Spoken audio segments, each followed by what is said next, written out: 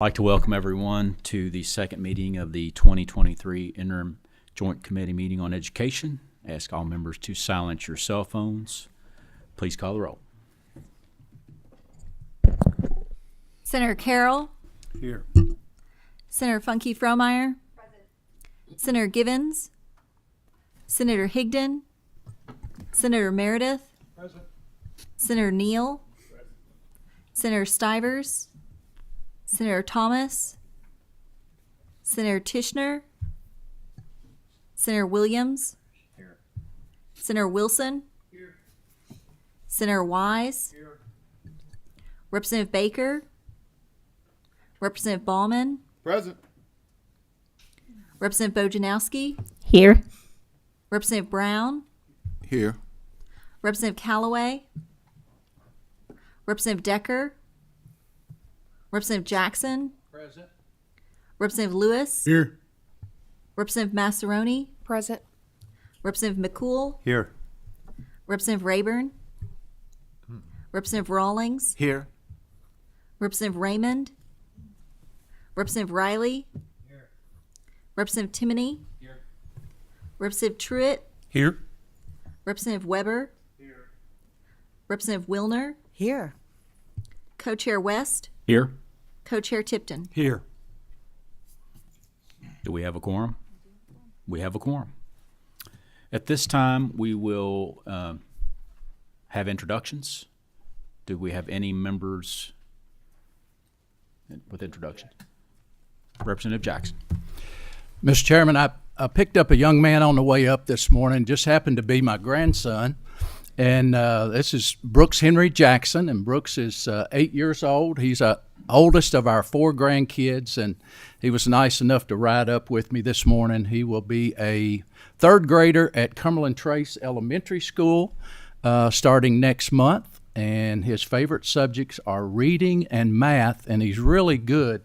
They move him up a couple of grades for reading and math, and we figured out he got it from his mother's side of the family, not from ours. But we're just glad that he's smart, no matter where it came from. So Nice. Thank you, Mr. Chairman. Glad to see he's helping us with NAEP scores. Any others? Representative. I would like to welcome, we have several members from Nelson County Schools I would like to welcome today. So thank you for coming. Thank you, Mr. Chairman. I have with me today Daniel Kabithe. If you raise your hand, Daniel. Daniel is a rising junior. He'll be a senior next year at the University of Louisville. He's majoring in psychology and a number of other things, it appears, that I'm not adept to. But I think he's going to be an attorney. I don't know if that's good or bad, but I think from just interacting with him and engaging with him, who he's following me today, that we're going to have a good one on our hands here. Very sharp young man. Thank you for coming, Daniel. Thank you. Welcome to the committee. And you can never have too many attorneys, right, Senator Neal? Well, I said it like that, right? Yeah, right. Any other members with introductions? Seeing none, I'm going to make an announcement, and just to let everybody know the process. The interim committee, we're running this just like the session committee. If you want to speak in this committee, you have to sign up at the back. We'll leave the sign-up sheet open until 11:15, and then we'll collect that. So if you want to speak today, you must sign up at the back first. Next item on the agenda, we need a motion to accept the minutes.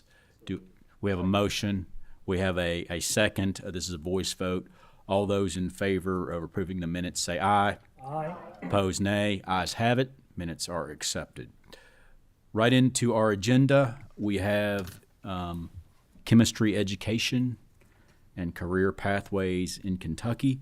So we have Hunter Moore with the CEO of Plasma Games. If looks like you're by yourself, by your lonesome today. So I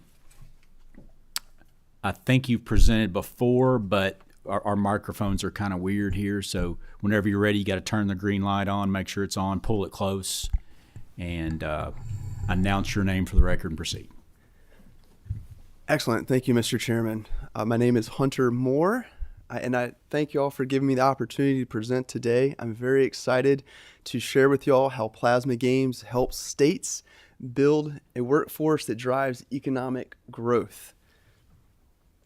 A little on my background first to give you kind of the genesis of Plasma Games. I have an undergraduate and master's in robotics and microelectronic mechanical systems. I've done nano research with Sandia National Labs, a jet engine research with Pratt & Whitney, commercial aircraft manufacturing with Boeing, and software with IBM before starting Plasma Games. I started Plasma Games because at all of these STEM corporations, we had a hard time finding qualified Americans for the open jobs. Frequently, I was the only American in the room, and I started digging into why this was, and I found out that it was because the United States ranks 25th in the world in science. We're getting dominated by third world countries like Estonia, Vietnam, and Slovenia. And I realized very quickly this was not sustainable for our economy, our national security, or our children's future, so I wanted to make the biggest possible impact that I could. In doing so, I looked at the sector that would create the biggest economic impact, which the Intel video that was sent out highlights this even further on the direction we're going to go. But I looked at the sector that would create the highest paying, highest quality jobs, be in high growth industries and difficult to offshore. That's because we're looking at long-term economic growth. And with that, chemistry-related jobs came to the very top of the list, even though I hated chemistry coming through school. But it's where the research led me. And that's because it's in all the high-growth industries, whether it be agriculture with your herbicides, pesticides, insecticides, and fertilizers, your aerospace, all of energy is chemistry, whether it be with your petroleum refineries, your batteries, or nuclear. Pharmaceuticals, 100% chemistry-driven. Semiconductor manufacturing, your silicon chip manufacturers are coming back. Even cosmetics. Almost 97% of all manufacturing involves chemical manufacturing. Also, these chemistry-based jobs are harder to offshore and automate than computer science. I know that's a big push right now, but at IBM, we offshored almost all of our development work to India and the Philippines. Quite frankly, because you can get a better quality product for pennies on the dollar. It's a very flat industry. Also, whenever you get a chemical corporation to your state or region, you're getting thousands of jobs in addition to all the chemistry, chemical engineering, mechanical engineering, electrical, the STEM jobs. You're also getting the high-paid skilled labor, so the welders, the plumbers, the HVAC, the electricians. So it really creates this giant regional effect of economic prosperity and upward mobility. Chemical corporations are especially impactful for rural economic development, and this is because you're not going to put a chemical manufacturing plant in a downtown Atlanta or Chicago. You know, it's going to go outside of a medium-sized city and employ people 5-6 counties around. And that's actually why I've had so much traction in North Carolina and about 10 other states right now, is because these states are actively trying to recruit these chemical corporations to their state or district, but the pushback is you don't have the chemistry talent we need in order to justify relocating. So we were a big help in building out this workforce pipeline. The top 5 highest paying college majors are all chemistry based. So it's petroleum engineering, chemical engineering, chemistry, pharmaceutical science, and minerals and mining engineering. As a result, the teacher pay gap is the largest, so there are very few qualified teachers in the classroom for this, and as a result, it is the least liked subject by students. So it's our biggest economic need as well as our biggest educational challenge. So the next step was I interviewed thousands of students and teachers and asked what the teachers said their biggest challenge was: student engagement. As you can imagine, students' bar for entertainment these days is 100 times higher than even when I was in school. I saw a Nintendo Switch right over there. That's what we're competing with. Also, we heard that teachers wanted to connect the learning to the real world to provide purpose and meaning. So with that, we took all of the charts, the graphs, the equations, and the learning standards and transformed them from this into this. A first of its kind 3D game-based learning platform. So there's nothing on the planet that's even close to this. Everything else y'all have seen or heard of is just simple gamification. And what I mean by that is in gamification, you're answering a quiz question correctly, and then your race car goes faster, or you jump higher. Something fundamentally different than the learning happens. We don't do any of that. In contrast, we fuse the game mechanics and the learning standards so they're one and the same. So you can drive the engagement and the learning with the same mechanism. For example, this is the Bohr model of the atom, and how far the electron falls down determines the energy and frequency that your laser mets. So it's the exact learning standard inside an engaging game mechanic, and it's actually how lasers really work. Granted, there are more components to this to a laser, but it's the one that applies directly to the standards. So that's the formula for every detail in our game. It's learning standard, game mechanic, real world technology application all in one. Another example you can see on the screen, this is the thermochemistry curve, and this acts as the armor and cover. So the laser's energy will be absorbed, increasing the temperature until it reaches the melting temperature of the actual element that the armor is made out of. And then when you get to the liquid region, the alien gets beamed up and you've defeated the bad guy.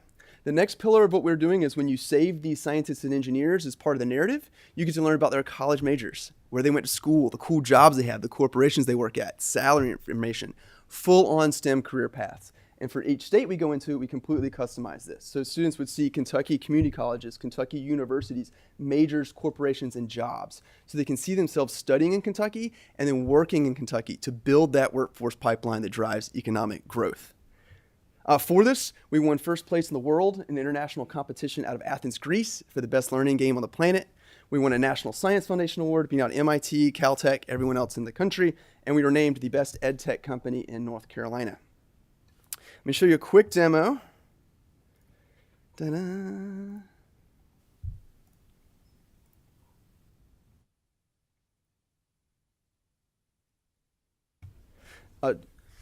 Two-thirds of our team are female with a minority female protagonist. I did that because China graduated 2 million engineers last year to our 100,000. China alone is putting out 20 times the number of engineers that we are every single year. And we used to just say that they're not innovative, they're just stealing our technology, but they now have hypersonic missiles and we do not. That's like going into World War II without a nuclear weapon and your opponent having one. This is a very real problem. So the jump boots that Nicole used to get up there, you actually get to engineer in the lab, which I'll show you in just a second. But you see how easy it is to calibrate your laser and see the relationship between energy, frequency, and electron positioning. With this, kids as young as 7 years old have been able to learn high school chemistry playing the game. Notice when it gets to the liquid region, this is 20 kilograms of bismuth, they get beamed up, so there's no blood or gore. It's completely school friendly. The dash boots that Aki's using right here, you also get to engineer in the lab, which I'll show you in just a second.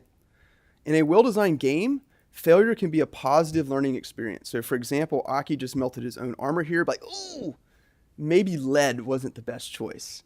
So what I would do is I'd go back in the lab and reevaluate my decision. So this is exploratory, experimental, and experiential learning at its finest. So just like in blockbuster entertainment games, students can upgrade their gear in between missions, but we've made this the actual learning standards as well. So for example, this is the armor.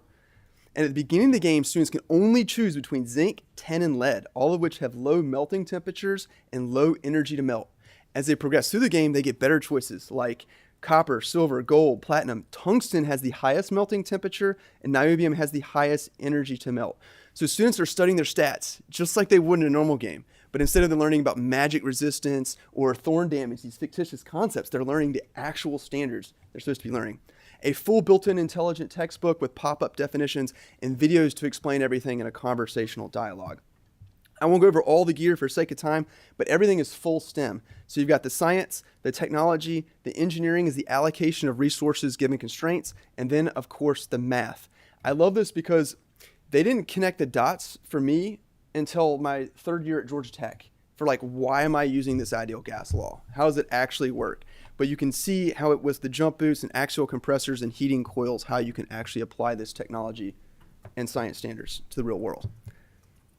Next piece is when you save these scientists and engineers, you can see upgrade for cool equipment, but you can also see where they went to school, what they studied, the cool jobs they have, the corporations they work at, salary information, full-on STEM career paths.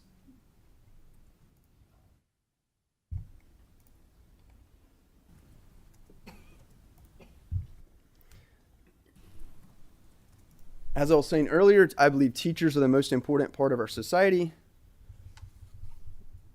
So we provide teachers with all kinds of supports and curricular activities to implement this in their classroom with ease. The research is off the charts. So North Carolina State University did a large-scale, independent, third-party research study, and they found best-in-the-world results for any resource, for any subject ever. This is one of the reasons why we won first place in the world. So I won't go over all of these for sake of time, but some of the key ones, there was a 19% increase in end of the year test score questions after just one time of 30 minutes of gameplay.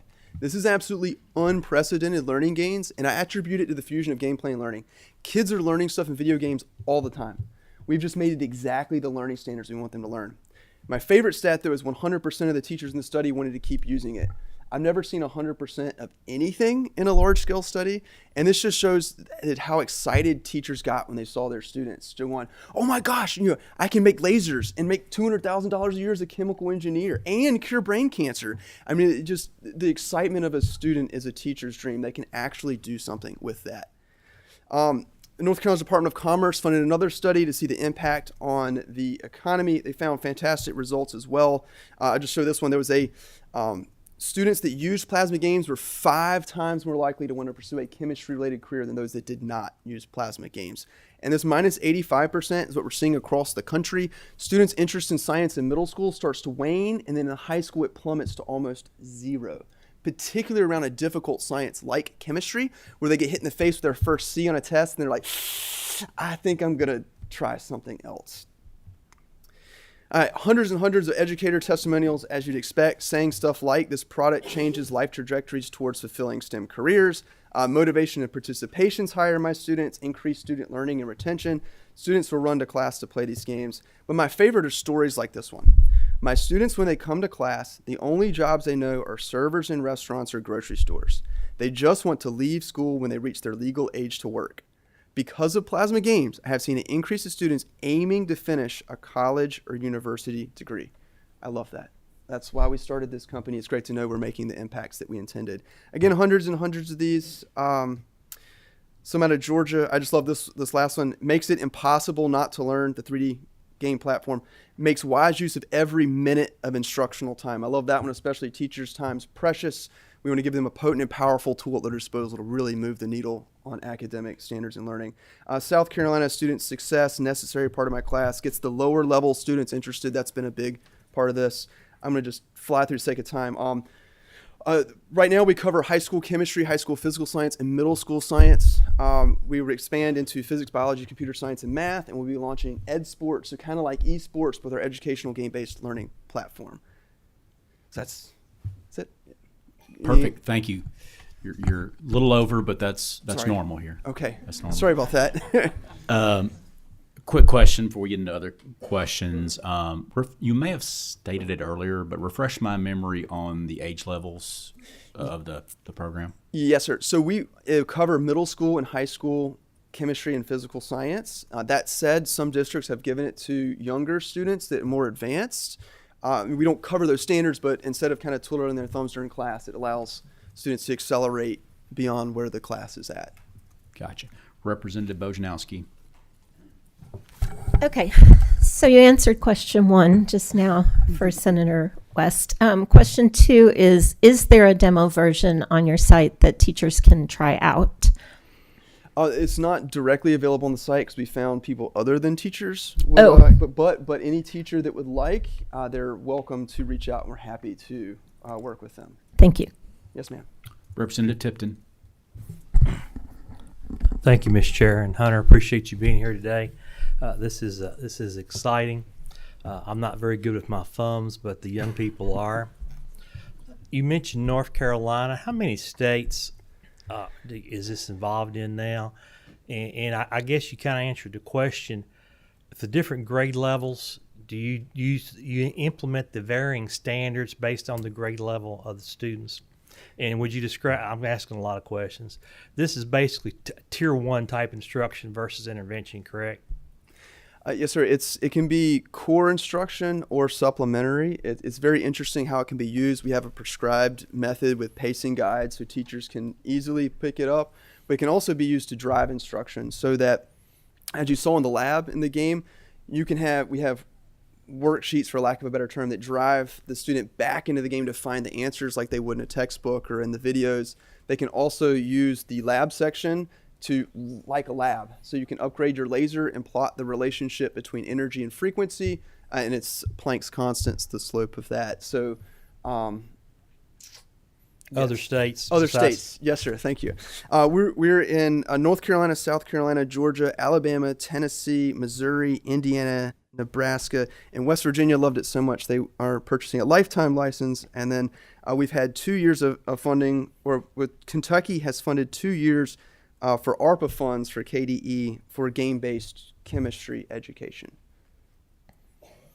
And Mr. Chair, I'll follow up on that. I believe in my conversations with KDE, they're in the process of issuing an RFP on that. So this or whoever wins that RFP request will have something similar to this in Kentucky in the near future. Thank you.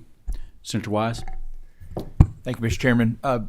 Co-Chair Tipton almost answered my question there. Looking on the back on the budget, and everybody's got an ask. Is the of the states you mentioned, is about 1.5 what every state has got allocated and budgeted for this, or some doing more than that, or? Yes, sir. Excellent question. I got so 1.5 is below the normal. The lowest we usually go is 2 million. Other states are upwards of 5 or to 10. So that's a very, very special price for Kentucky. Good, I like that. Let's not tell other states, please. Thank you, Mr. Chairman. Senator Fromeyer? Thank you, Hunter. That was such a great presentation. Much like Senator Wise, I was looking at the same kind of budget number, but wondering when we're talking with the Kentucky Department of Education, where are, and you may not know this, but this will be a question for KDE, where are those dollars being spent currently that provides the learning process for chemistry? And then would we reallocate those towards this?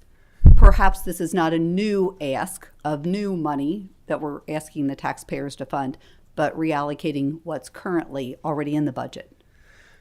I'm not 100% sure where we're at or what's going on there. I know. Senator Fromeyer, I think that would be it's hard enough for me to understand the Kentucky budget. That's probably an internal education budget question for KDE that Hunter probably doesn't know the answer to, I'm guessing, right?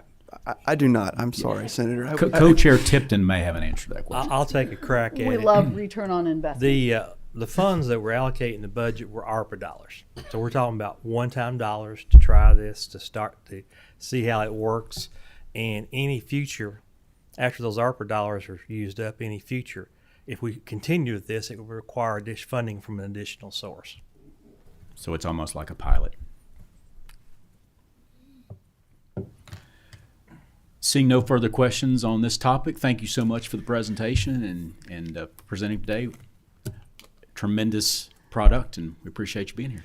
Thank you so much, Mr. Chairman West, and thank you, Senators, Representatives. Greatly appreciate y'all's time and all you do for Kentucky. Thank you so much. Thank you. Next on the agenda, we have Grow Your Own Programs in Kentucky. And if everyone would come forward, there's a large group. I'm not even going to begin to try to introduce everyone that's presenting. We may have to get some additional chairs pulled up.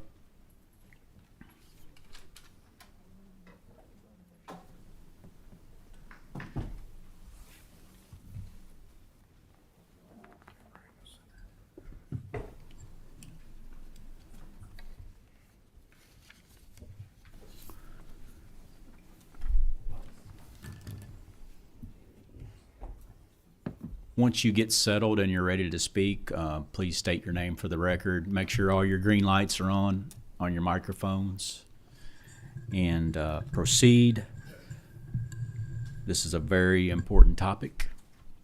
And hold on, just the committee will stand at ease.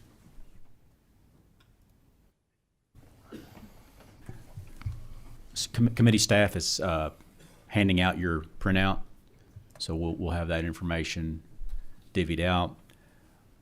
You've got about an hour, but I would stay within that 45-minute range for 45, 50 minutes allow for questions. So you're all set whenever you're ready.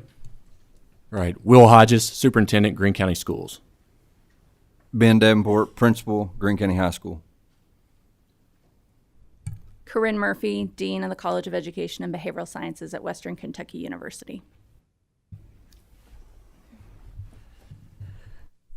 Sue Kesey, Director of the School of Teacher Education at Western Kentucky University. Karen Lee, Director of Community Centered Programs in Nelson County. Wes Bradley, Superintendent, Nelson County Schools. All right, we'll start with the Greene County Grow Your Own program. And let me be clear, this is a local answer to a growing need within our state. We put our heads together back in probably 2019. We saw a need arising to grow your own teachers. We started it prior to COVID. It's starting to pay dividends after COVID as we see the need continue to grow. So we tried to keep this simple. We tried to keep it local, and we wanted to guarantee productivity. We wanted it to be productive. And many times when I tackle a problem, it comes down to these three things. You have to have relationships. There has to be relevance, and there has to be rigor. And if you can tie those three things and attack a problem in that way, a lot of times you can attack that problem and you can solve that problem. And I think we're starting to see that happen in Greene County, and we're excited about what we're seeing. And once again, this has been 100% local. Representative Timoney, as a distance runner, a lot of times they say the magic is in the miles, right? The miles do not get a lot of glamour many times. I'll say in Grow Your Own programs, the magic is in the people. And many times those people, a lot of times they don't get the glamour that they deserve, but the magic is in the people. I would love to have had our teacher leader with us today that leads this program. She is on vacation out of state, but I will say this, the magic is with her. You get the right person, you can do a lot of great things, and that's what we're going to try to hit on here today with the Grow Your Own program here in Greene County. First thing is relationships, and a couple things. You have to have good relationships. You have to have a good post-secondary partner. Back in 2019, we found one. We actually have some good people sitting here next to us that we've had discussions about expanding that, and I'm going to let them talk about that later. And I've also already hit on this. You have to have a good local teacher. I believe those things are very important. So we're going to talk about those first and just kind of highlight some of those things. Mr. Ben, you jump in whenever you need to. Our post-secondary partner that came to us in 2019, Senator Wise, was none other than Campbellsville University, and they've been a good partner with us in this. And we've started to work with them in 2019. I'll be honest, we've kind of created a monster in that we're starting to see students come back to us. I live in Greensburg. People call my name when I walk down the street. People ask me, Mr. Hodges, am I going to be able to get a job? I was in that Grow Your Own program. We only have so many jobs in Greene County. I do what any good superintendent would do. I say, I don't do the hiring, go see the principal. That's where Mr. Ben comes in. So anyway, it's a good problem to have, but we're starting to see a lot of people come back and that's been through this program that are wanting jobs in Greene County. So relationships start out with a good post-secondary partner. Campbellsville University's been a good one. We work with Western on other things. They're a terrific partner. I know they're going to be a good partner in this as well. A good local teacher, and Dr. Murphy, we just did this not too long ago. So Courtney Mooney is the leader of this program, and Western Kentucky University, each and every year, they do Distinguished Educator Awards. She was the 2023 Teacher Mentor Teacher of the Year. And Dr. Murphy, how many districts does that involve? Oh gosh, I think we have over 30 apply each year. Okay, so it's a nice award to get. So not too long ago, they came by and they recognized Courtney Mooney with this award. The definition of this is an educator who goes above and beyond in guiding, leading, and supporting new teachers. And that's exactly what She has done, she is doing today, and she will do in the future. That's her in a nutshell. That's a great description of her as a person. So you have to have a good local teacher. I said the magic is with that teacher. The magic is with Courtney Mooney. She drives this in Greene County. And I would like to take the credit. Mr. Ben would like to take it, but we would probably point back to her. And I wish she was here today. So that's the relationships component. Relevance. When you talk about relevance, it's important to the matter at hand. And I think each of you here today would say teacher shortage, that's an important matter that's at hand in the state of Kentucky and the United States. It is very relevant. So what we've tried to do to address this relevance, we've tried to elevate this concern within our community, with our board, with our people. Not only that, we've incentivized our students, this is all local, to become a part of this program. So we're going to talk about that just for a minute. But to elevate that, you can see we have a teaching and learning pathway. That's something that the students look at. Mr. Ben, do they see that as early as middle school probably? They do. They're able to see these pathways. We try to promote that. We try to advertise that, make that pathway available for our students, something we put out in front of them as they come into middle school, as they start in high school. If they have some interest in that, hopefully they get into this Grow Your Own program. Not only that, my board has been 100% behind this. Over on the right side, you'll see an academics committee. They've made this a part of our strategic plan. So this is something that back in 2019 and 2020, when we were writing this plan, this is something my board saw a need for, and they made this a part of our strategic plan, that they wanted to provide this opportunity for our students.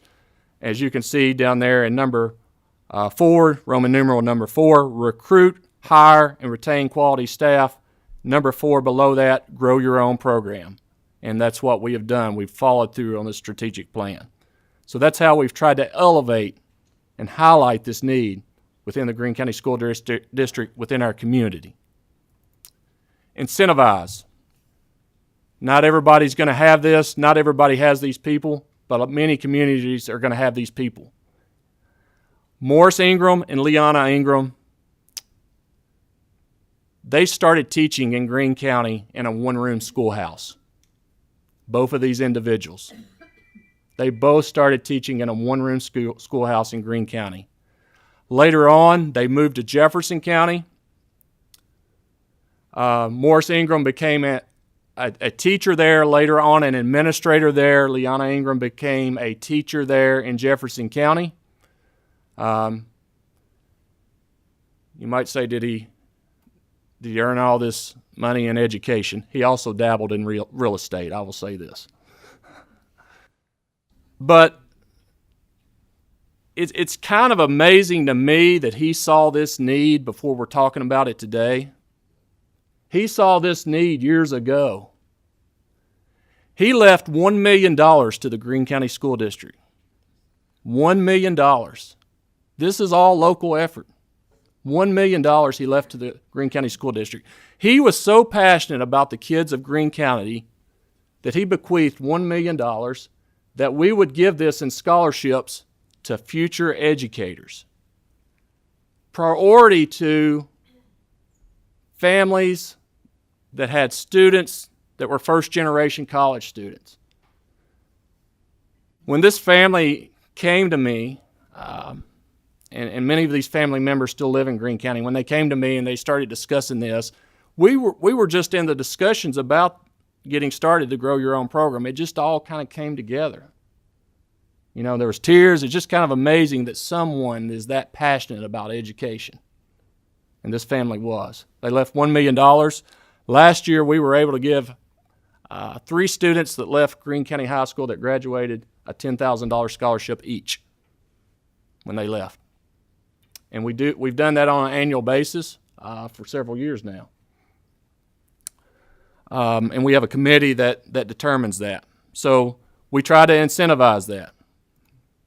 And two, with the rigor, we try to be extremely thorough. We try to challenge. I just have a note here that successful organizations articulate clearly the knowledge, skills, and attributes needed to make the change and provide opportunities for collaborative learning to occur. We knew they had to be changed. We knew there was needs. We tried to put our heads together and come up with how are we going to attack this, how are we going to do that, how we're going to challenge our students and provide them with the skills that's needed. And I feel like we've had a good start here in Greene County attacking this problem, a local answer to a global issue. So that's the rigor component of that. I'll say this. Each year they come and ask me, they ask Mr. Ben, they ask different people throughout the district to come speak to the class. I think one student was absent this day, but last year our cohort had 20 students in it in Greene County. 20 students. Many of these are seniors. Many of them will be freshmen in college this coming year. But that's probably, Mr. Ben, about an average. We've had about 20 students in the cohort every year. And when I look at those students in this picture, I see elementary teachers, I see middle grades teachers, I see high school teachers, I see related arts teachers, I see teachers that are going to be coming back in about 3 to 4 years asking for a job. Because the neat thing is, what I found with this cohort, with the scholarship, we don't stipulate you have to come back to Greene County. But many of them go into education because they're passionate about their community, they love the community that they live in, and they want to come back. They want to help the future generations in Greene County. All right, that's the local answer that Greene County Schools has come up with to attack this problem. And like I said, we've had discussions with Western, with the discussion that the presentation that they're getting ready to present, and we've written a letter of support to them as well. We're excited about where we're at, but we never become complacent. We always want to continue to expand if possible.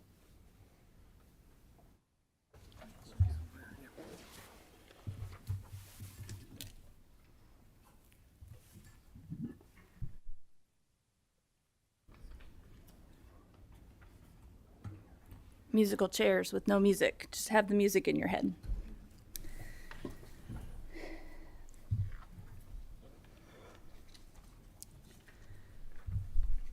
Thank you, Superintendent Hodges. That was really helpful. I'm actually going to lean on some of the remarks that he made within his presentation. So good morning. I think it's still morning. I'm on different time zone.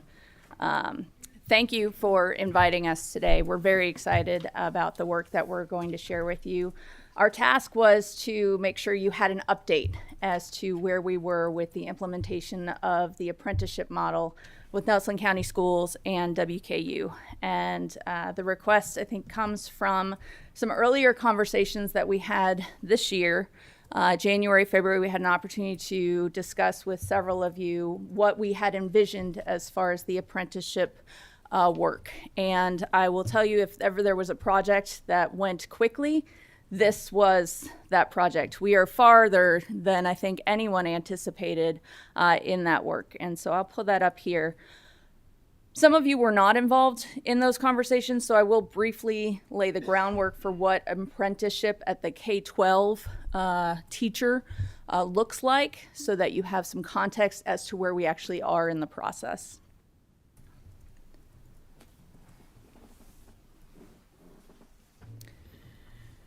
So last summer, well, let me even back up even further. 2 years ago, Tennessee went to the Federal Department of Labor and applied for an actual teacher apprenticeship, much like apprenticeships, work-based, skill-based apprenticeships that you are very familiar with.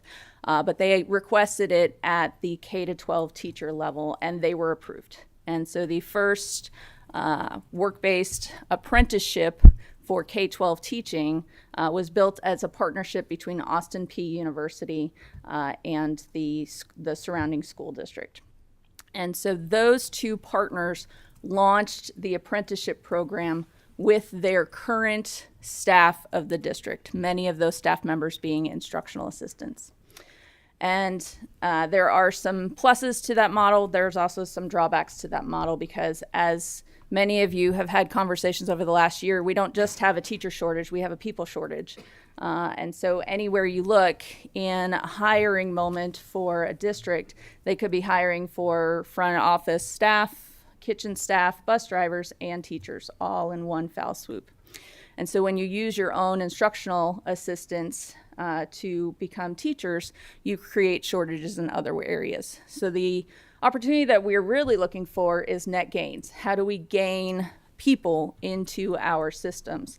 And so last summer, Nelson County came to us and said, we're looking for a partner to launch into an apprenticeship program that actually would start in the high schools, allowing our high school students to explore education and begin working towards certification very early on in their careers. And so that's where all of this started. We know that when we talk about teacher shortages, when we talk about hiring, we also talk about retention, the idea that we're preparing highly talented teachers to teach reading, writing, math, and chemistry. Yes, I really enjoyed that first presentation. But preparing those people and also making sure that they stay. We want them to be invested in the district and the community. And so, you know, in a nutshell, we all know this. We need teachers who have strong ties to the school and the community, who want to be teachers. This is not, we shouldn't be dragging you along. We shouldn't be trying to convince you. You want to be a teacher. And I can tell you, first graders and second graders, you walk into that gymnasium and say, how many people want to be a teacher? 90% of the kids raise their hand, and something happens between then and high school, and it goes down. And so we know that there are people out there who want to be teachers. They also need to demonstrate significant potential as an educator. Maybe they're a natural peer mentor. Maybe they're a natural tutor. And we also know that in order to prepare these people, it has to be built on partnerships. And I think Superintendent Hodges definitely demonstrated that point. So we want them to stay, and we know that we have to do this together. Also want to make sure that we know that we're still talking about university prepared educators. We're talking about people who are meeting the standards that are set forth for teacher preparation, including literacy, mathematics, science, the content areas. And so we're talking about high school students. So this slide just really represents who are the different pools of people that we can attract into university programs at the undergraduate and graduate levels to prepare to be the next generation of teachers. And you'll see the highlighted one below. It's a new addition to this slide, which is the apprentice model at the high schools. And so again, it is a Department of Labor approved work process. And so there's two parts to it. You're a paid employee in the district, working, learning, all in the same spot, but you're also getting the philosophy and the content knowledge related to becoming a teacher as part of that work experience. So those two things go hand in hand as we're preparing these high schoolers to enter into education programs, complete those education programs, and become the next generation of teachers. And so there's 4 components to the apprenticeship. There's the Department of Labor work process. That's the competency-based mentoring model. There's dual credit coursework, so all of these students will be taking dual credit coursework. There's university coursework, the advanced university coursework that happens junior and senior year in clinicals, and there's a student teaching component. Whether that student teaching component looks like a semester or a year long, it's you can tailor it. Who are the partners within this work? It's the district, the university, our KCTCS partners, and so we do have a lot of dual credit opportunities there, but also a new player in the land of teacher preparation, and that's the Kentucky Office of Employer and Apprenticeship Services, because all Kentucky apprentices go through that particular unit, and very, very proud to have a new partner on board as we do this work.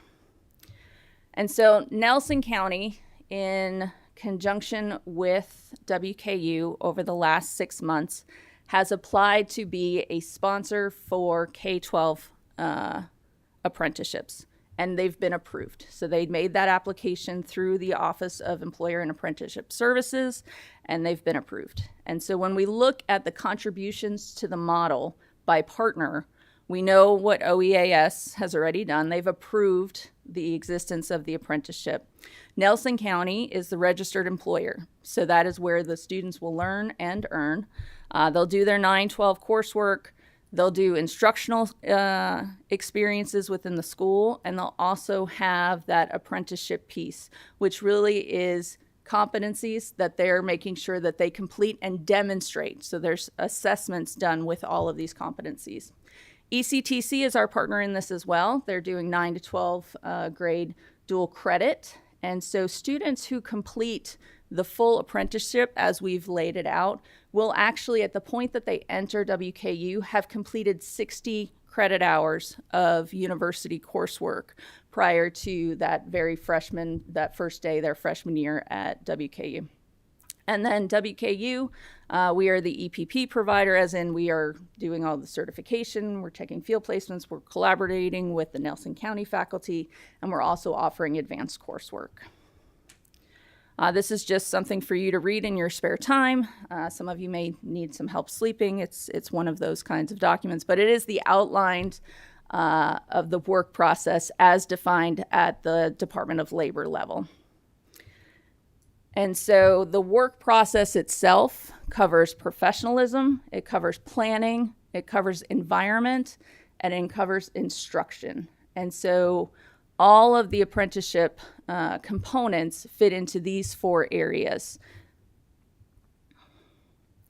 So what we do is we map everything that we do, both in the teaching and learning pathway that Superintendent Hodges talked about earlier, but also with our other courses as well. So we map the apprenticeship competencies against the university coursework. There is credit applied to students of Nelson once they get to WKU that they've earned. They will not have signed up for a particular class, but they will have earned credit for that class because they've gone through a robust experience at Nelson County that's defined by that work process. So if you're looking at that curriculum mapping, there's just a couple of easy questions that folks need to ask. When you're looking at the district, do they already have a teacher education pathway? Nelson was yes. Do they offer a robust internship program that also lends itself to preparing teachers? For Nelson County, the answer to that was absolutely yes. They have what's called Ed Collab, which is a very extensive teacher preparation internship opportunity for their high school students. We mapped the apprenticeship work process to both the pathway and that internship experience. And then they had to identify their dual credit partner, and for the most part, that's ECTC. For university, what we had to do was map our existing undergraduate coursework to that apprenticeship process. So you can see where it's bolded. That apprenticeship process is almost like a translator. It's a communicator between the district and the university to make sure that we're all on the same page. And then, of course, we've built our memorandum of understanding about who is this affecting, who's teaching, and where is all this happening. Nelson County also had to think through their payment structure, and this is where things can become challenging. But part of this program, Earn and Learn, is the idea that you are a paid professional within the district. And so we really want that for our students. We also want it for our students as they go through undergraduate experiences so that they're not having to work at the bar until 2 o'clock in the morning or at some other part-time job so that they can focus on teaching and preparation and learning all of the content and components of teaching. And so you'll see the payment structure for Nelson County. They have both youth apprenticeships, and then they also have adult apprenticeships. Adult apprenticeships kick in junior and senior year depending upon what high school you are and what county you are. Each county will be able to do this slightly differently. And then those paid positions continue through their undergraduate experience. So if you were to look at it on a timeline, right now, we've already done the first 6 months and the next 6 months, which was the mapping, the identification of partners, and the application to OEAS.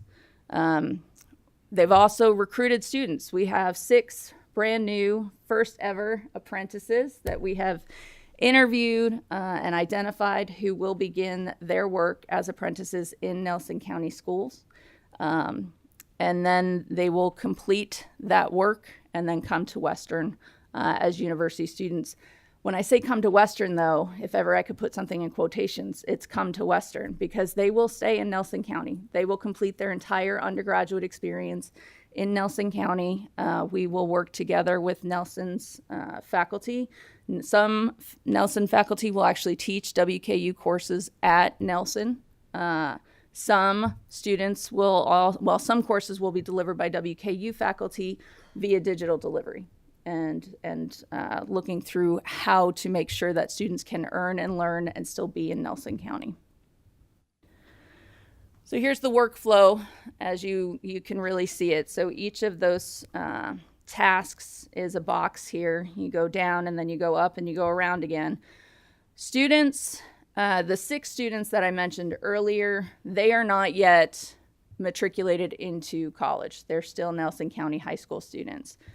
By the time we get to the last box where they've actually completed their bachelor's degree, it will only be 2 years post the time that they graduated high school.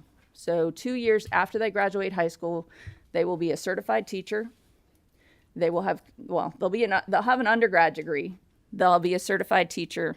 They'll also have their associate's degree, and they will have completed the Federal Department of Labor work process for K-12 teachers. That is a national credential that they could go to another university and say, I've completed this. It is not a certification itself, and it's not a degree. You still need the certification, you still need the degree, but it is certainly a portable credential as defined by the Department of Labor. And then they will join the faculty of Nelson and be really invested, high quality, highly prepared teachers. One of the things that we've really talked about a lot over the years is the quality of our teachers. This model is not meant to replace anything. This model is meant to afford students the opportunity to start leaning into their education profession as early as their freshman year of high school. This model has the potential to help us start recruiting students into the concept of education as early as middle school, maybe never losing that momentum that we had when they were first and second graders to say, I want to be a teacher. And so we're excited about it. There are costs that are associated with this. This is not new to anyone, but they're significant costs. The apprenticeship wages are first and foremost the biggest barrier to schools being able to implement this on a large scale. We talked about 6 apprentices at Nelson County. There's actually the potential for 40 plus apprenticeships at Nelson County. That's how many students are involved in the high quality internship ed collab that they have. But right now, the funding source is instructional aid positions that are unfilled. It cannot be the case that we use unfilled positions to fund apprenticeships. Apprentices are not employees that are going to be there 37 and a half hours a day, or a week. They're not going to be there 37 and a half hours a week. They're going to be there as a function of their earning and learning. So they're still having learning obligations. They still have to go to class, or they have to take content and study content. And so they may go to class on Tuesdays and Thursdays, and they may apprentice Monday, Wednesdays, and Fridays, but they're not going to be your Monday through Friday workforce. And so what we can't do is rely solely on empty positions and turn those into apprenticeship dollars, nor are they full-time. They're still going to be students. So the apprenticeship wages are one of the biggest barriers to expanding this into a full-blown program. Mentor remuneration, so that content that's delivered, that's teachers in Nelson County schools offering additional background, philosophy, and context for all of the competencies that those students are completing.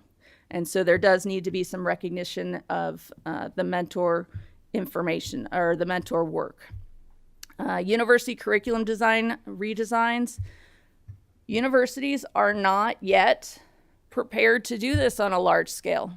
Digital delivery in a high flex model that includes partners across districts was not how we transitioned over the last 30 years.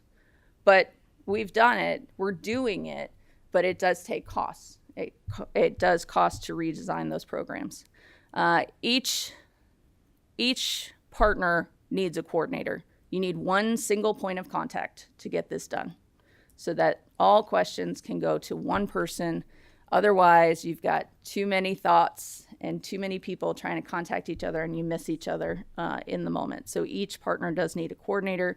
And then, of course, the students themselves, there's tuition costs, there's licensure costs, and all of those things. So we do want to make sure that the earning and learning doesn't all go to the costs of becoming a teacher, but the earning and learning is actually to support them in life. So I started earlier today about increasing the net staff, the number of staff that you have within your district. And so if you use existing lines, it cuts what you can do.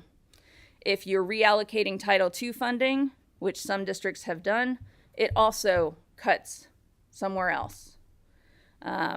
We have applied for external grant support in order to scale this model up for more institutions, for more districts, because we have districts who are very interested in leveraging this model, and so we have done that. We're looking for an opportunity for Commonwealth seed funding. Honestly, we need some pilot funding that would help scale this model in a way that more districts can participate, that Nelson County itself can actually grow to the potential of the students who are showing interest in participating in this. And then also, because this is the first time that we've really linked teacher certification to K-12 to apprenticeship, it's a Department of Labor opportunity. And so there will be opportunities, and we're looking for those opportunities to apply for federal funds. But over the long term, that's how many apprenticeships in this country are funded, is from Department of Labor. But we don't have the pilot data yet to do it. I can tell you that more than 16 states have already launched into this. So that's a very high number of states in such a short period of time, because again, last year was when it was approved.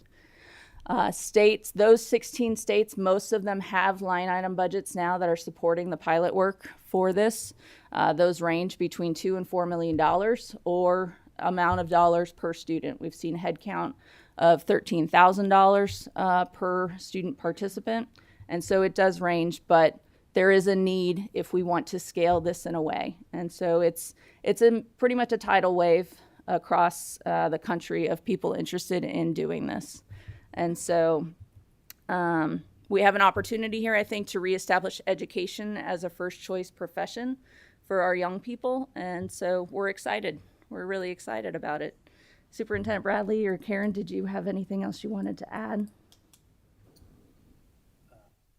I'll have Ms. Lee speak a little bit just about the process. I think it's important also to know that we're very fortunate in Nelson County to have a few people that were able to take this work and activate the application process that many districts don't necessarily have. We have Ms. Karen Lee, who's been thinking about this work for decades, and really, unfortunately, while she'll be transitioning in a few weeks to retirement, has brought things to the Nelson County community like the teacher apprenticeship model through a very lengthy federal process and significant amount of time and energy that she put forth. And I think allowing Ms. Lee to speak a little bit about that process is important, because you don't just snap your fingers and make this application happen. You need people that are investing hundreds of hours to get to this point. Thank you. We passed around a handout that talks a little bit about our logic model, and it's just a brief snapshot that provides representation of what the process looks like. And so Kentucky had the existing program of studies for a teaching and learning pathway where high school students were taking 4 courses. And that is standardly issued across many of the districts in the state.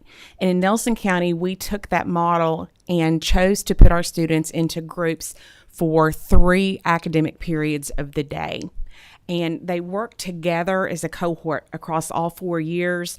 They both take their education coursework, and they're also completing their English credit while they are there. So we have need for an English teacher, the person who provides the dual credit instruction, and then typically they're picking up an additional elective credit. And so what's important about this is that our students are engaged in field experiences. We are not looking to cut corners just to get more teachers in. We were most concerned with the quality of the experience because we want in-depth education and training for our students. And so when they spend that half day, to give you an example, they may go into a course on Monday and learn about a fundamental element of educational pedagogy. Then they go see it in the classrooms. And we have a robust structure of what is done weekly so that our students get that field and clinical experience you hear about teacher training while they are in high school. And it both gives them an opportunity to observe strong teachers because we're selecting the classrooms that they go into. And it also provides that student an opportunity to see if this career really is for them. And I think that the greatest success we've seen is in being able to connect students who did not think they had the means to become educators because they could not access post-secondary or afford it. And they've been able to see themselves in this light. And I think that is such a great piece for this profession.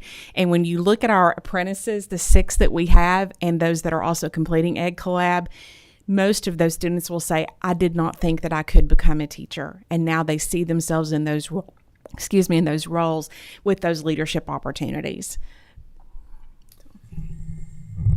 Also, I want to shout out Representative Tipton and Representative Massaroni. You were part of that celebration at the Nelson County Schools, kicking off the first ever apprentices in the state of Kentucky just a few months ago.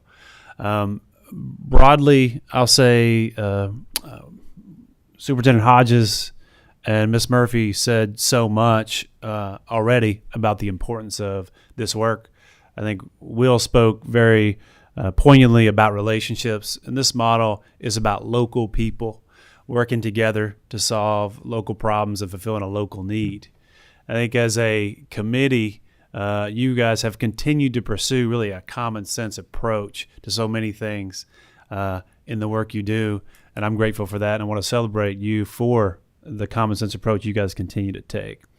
And as a educational leader, someone that is invested in the future of communities across Kentucky, this is a common sense approach to investing in the pipeline for teachers. Not only is it a part of the Federal Department of Labor and the support that comes down from Washington, but it's something that local universities and communities can really get behind. As you see on the paper that we passed out, looking at long-term sustainability, as you guys know, often they say you get what you pay for. And in this case, in the Nelson County Schools, to fully fund this and allow this to continue to grow over the next 3 to 5 years, we're looking at about a $500,000 investment annually. And that is with 5 apprentices each year in each cohort that are graduating from this program. In the same way, I think the other statement around money is it takes money to make money. And that's our reality as we think about the importance of accessing Federal Department of Labor opportunities and continue to build an ecosystem across Kentucky that is systematic in nature, that we don't have to all get lucky and fortunate from the generosity of a family like Greene County had, where they got $1 million endowment. As you recognize, that's not a sustainable systemic practice. So I want to thank you as a committee and a group of people that are continuing to allow for real conversation and common sense solutions as we think about the future of communities across Kentucky, and we think about people that are pursuing to live, work, and grow in those communities that we all serve.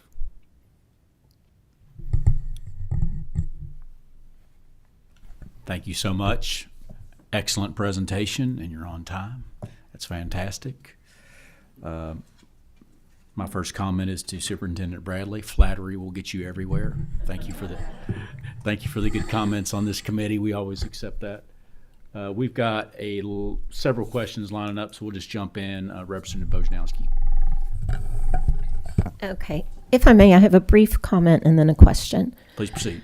Okay, so the comment is just sort of from my gut. If I understood correctly, you said in the program, students can have up to 60 hours of college credit before they graduate from high school. And what my gut's telling me is, when are our kids going to be kids? And when is too much college during high school too much? And that's just something I had to share. It just sort of is weighing heavily on me. And I know it's not so many kids. When I went to high school many moons ago, we went to high school in high school and we went to college in college. And I know that it was much different as far as funding college. But anyhow, that's just something I wanted to share. My question is for Superintendent Hodges and Superintendent Bradley. In light of Grow Your Own programs, how are you looking for the upcoming school year as far as vacancies in your schools? And are there specific areas where you are struggling to fill teacher positions? I'll speak on behalf of Nelson County. Without question, the hard-to-staff positions that we know, we had the plasma games conversation here earlier, science and math will and have been and continue to be uniquely difficult to staff. We've been fortunate this year to be able to fill nearly all of our positions. At the same time, we think about math and science in particular and some of those outlying specialized areas. The teacher shortage in those areas has been around for decades. This is not a secret. So I would say that we've been fortunate, and we've been fortunate because our schools have really been creative in thinking about staffing. But we still face all the same unique challenges. And, geographically, Nelson County, right in the center of Kentucky, there's school districts all around us. You got Bullitt, Jefferson, Hardin, major districts. It's a highly competitive region. I'm going to jump in real quick. My question is for Dr. Murphy. Refresh my memory on the grants themselves. What is the lifespan of those grants? And is there, if we do something as a state, is there a split? What kind of state split would that be if we? As in a matching? Yes, Okay. That's my question. Okay. So the one particular grant that we applied for most recently, that's a 3-year grant, and I think it's a $2 million grant. It's about a $2 million grant. That is through it's through the Department of Education, the U.S. Department of Education. So it's not even a U.S. Department of Labor grant. It was a work-based grant that the apprenticeship program fell very nicely into. So that just happened to be an opportunity. Most grants that do come out of the Department of Labor that we've seen that would be matching on a K-12 level do look to be 3-year grants. I'm not familiar with any of them yet that have asked for a state match, but they could be coming. I think that would be amazing. Universities have been having to match within them. The one that we just applied for did not have a university match required, which we were like, what? We read it 3 times, really? But I wouldn't be surprised if that's the expectation. Thank you. Senator Wise? Karen may have more to add to that just because she writes grants all the time. I would add that these are competitive grants, and typically there may be 8 awards nationwide among hundreds of applicants, so there certainly is no guarantee. This is not entitlement funding. Thank you. Senator Wise. Thank you, Mr. Chairman. Will, good to see you again. Thank you also, Mr. Bradley, for being here, Dr. Bradley. My question is basically maybe for both of you all. When Mr. Hodges, you were talking about the picture of the young people, that's a future social studies teacher, language arts teacher. What about career technical education? You've got a wonderful educator in Mr. Stephen Thomas there. Who are the next Stephen Thomases coming up, and how difficult do you all see it is or is not of getting someone to go into coding or getting to someone to go into one of those technical career pathways, because the work that you all do, I know in Greene County, is exceptionally good there.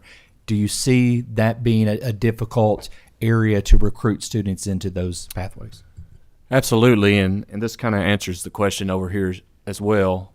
In Greene County, we have maybe 2 positions remaining to fill.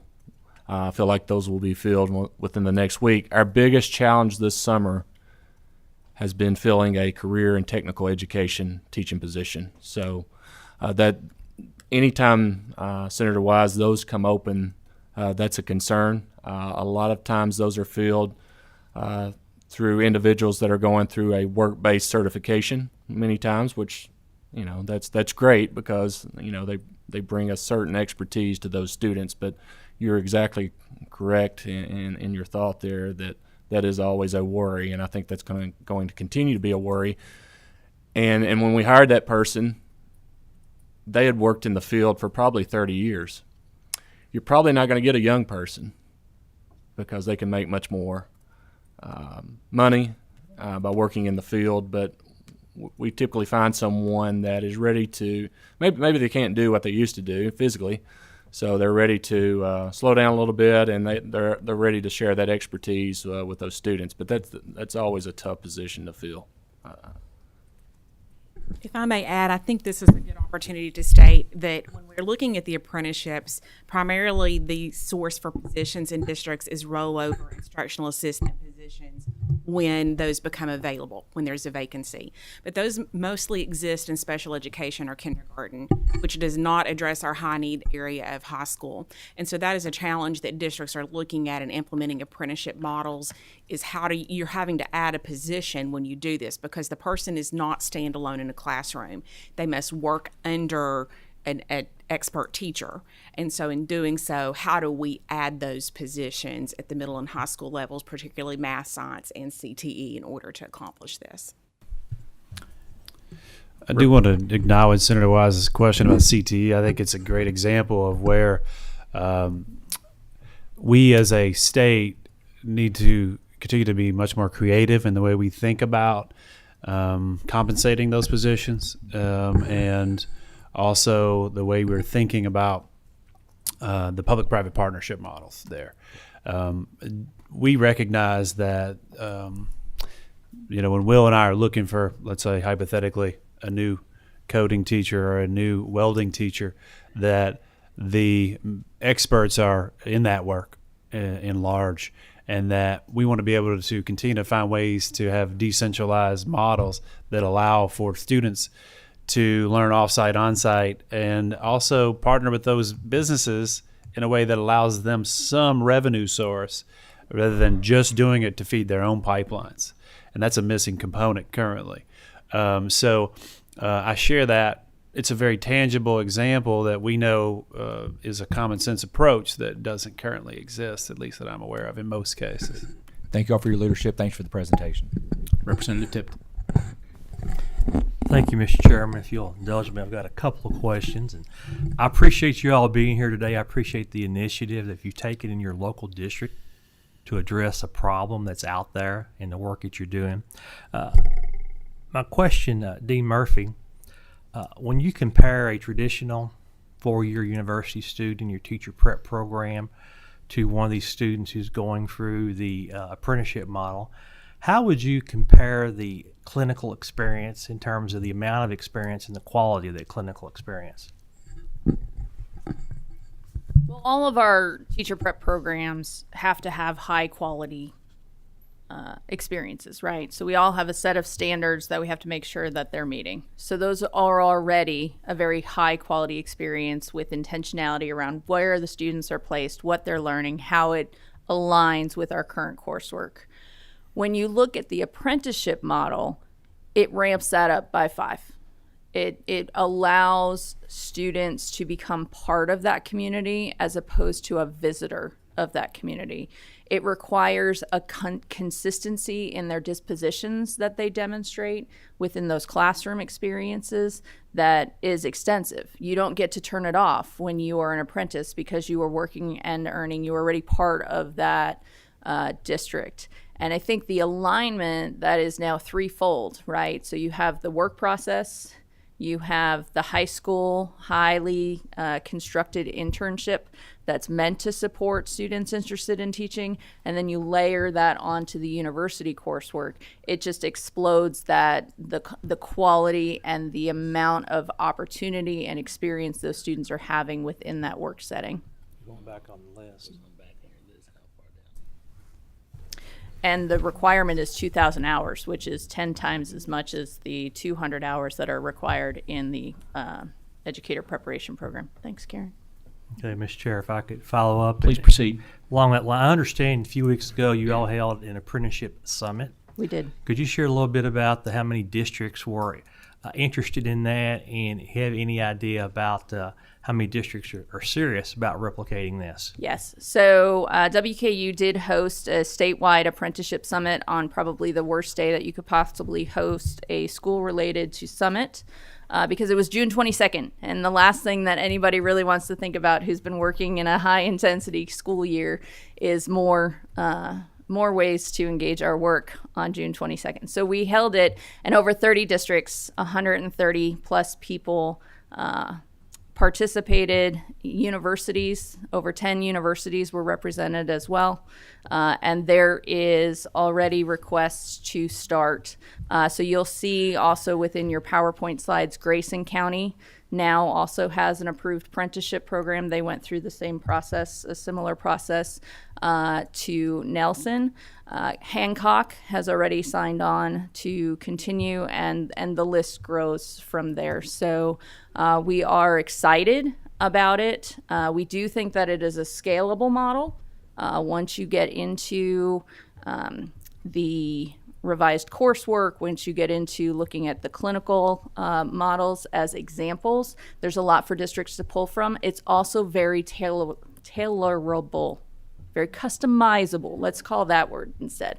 So it's customizable in the idea that a district who doesn't have necessarily the same robust internship opportunity that Nelson County has can still base this off of the pathways if they partner with the university on the educator pathway and that 4-course sequence. So there's a lot of variability that will be allowed within each apprenticeship, and so it will look different district by district.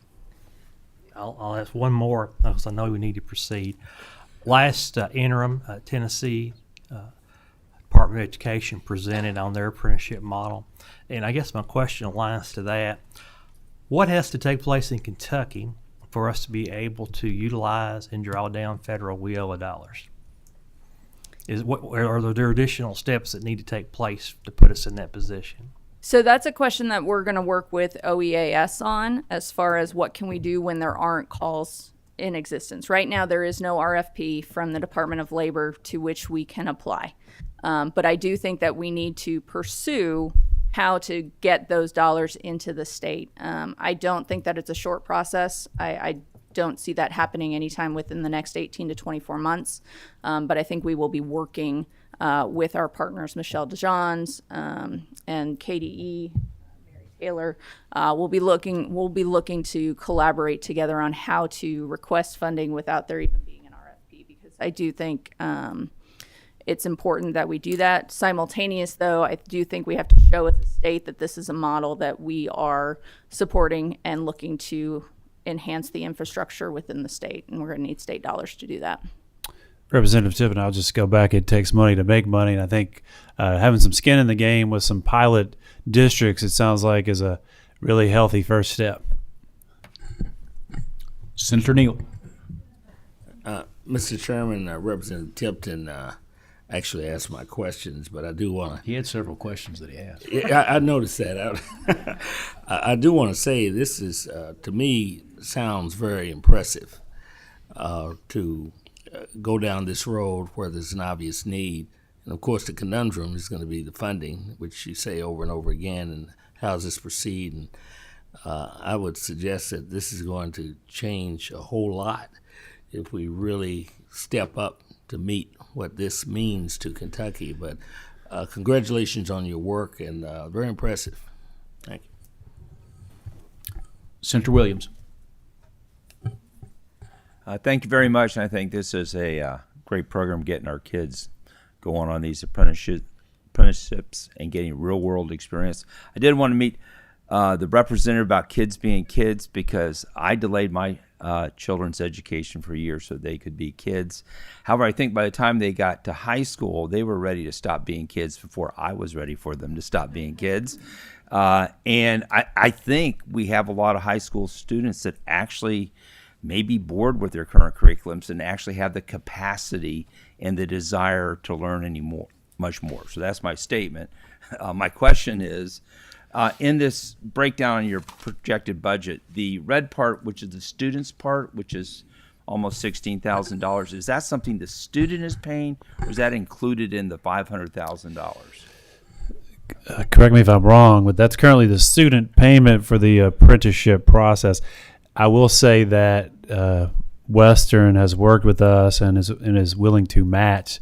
For example, if the Nelson County Schools is committed to supporting for $8,000, Western will meet us halfway and would cover the cost of that, which is something we're certainly So the interested students actually have, they're getting paid for apprenticeship, and they're taking some of that money, and they have some skin in the game too. Is that Yes. what I hear? Yeah. Currently, that's what's on paper, but we do recognize that we want to continue to honor the reality that the $22,000 and the $23,000 they'd be making their first and second year as an apprentice would not quite allow them a living wage, and that we recognize that we're going to have to find lots of ways to incentivize, as Will said.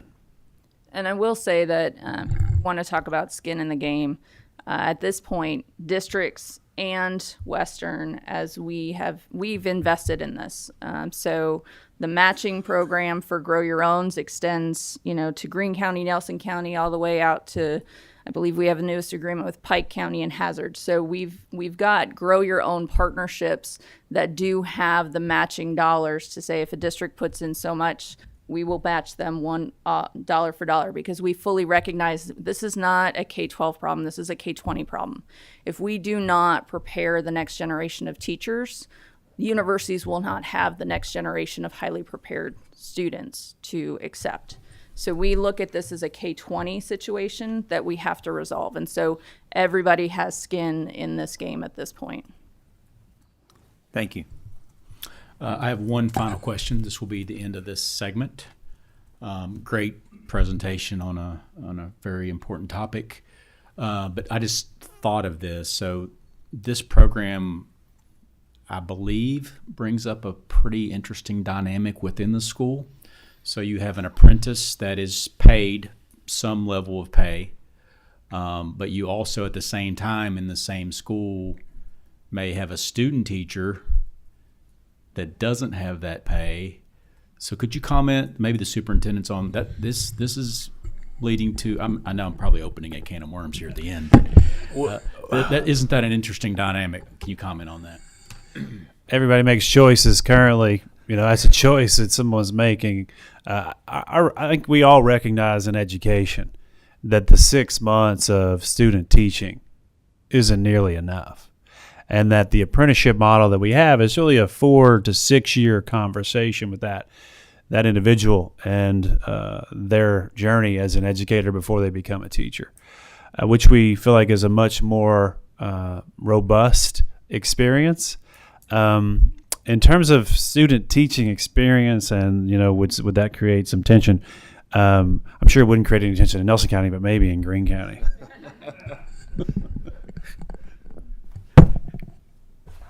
You answered my question. I'm going to leave it with him. You answered my question. Can I just add something to that from a university perspective? Sure. So we see student teachers in all of these districts, right? And we see districts desperately wanting to have student teachers. Our surrounding states do allow for paid student teaching, and currently 16 KAR Section 5, Item 7 says in Kentucky you cannot pay a student teacher.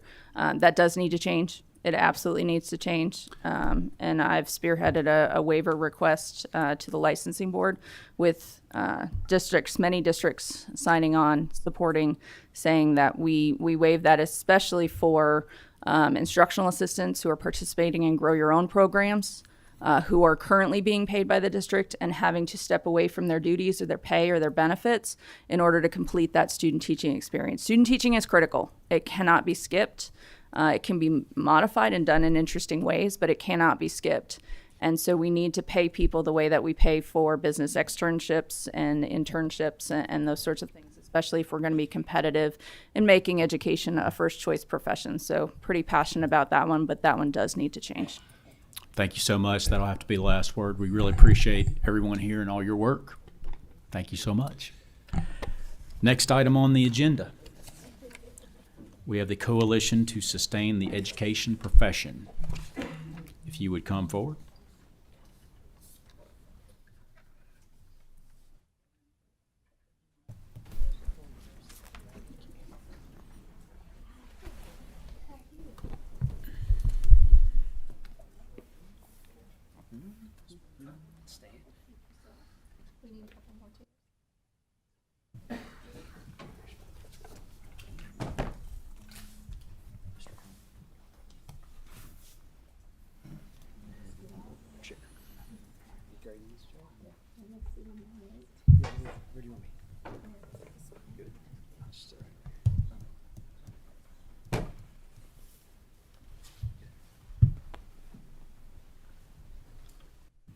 Whenever you're ready, if you would state your name for the record, make sure your green lights are on your microphones.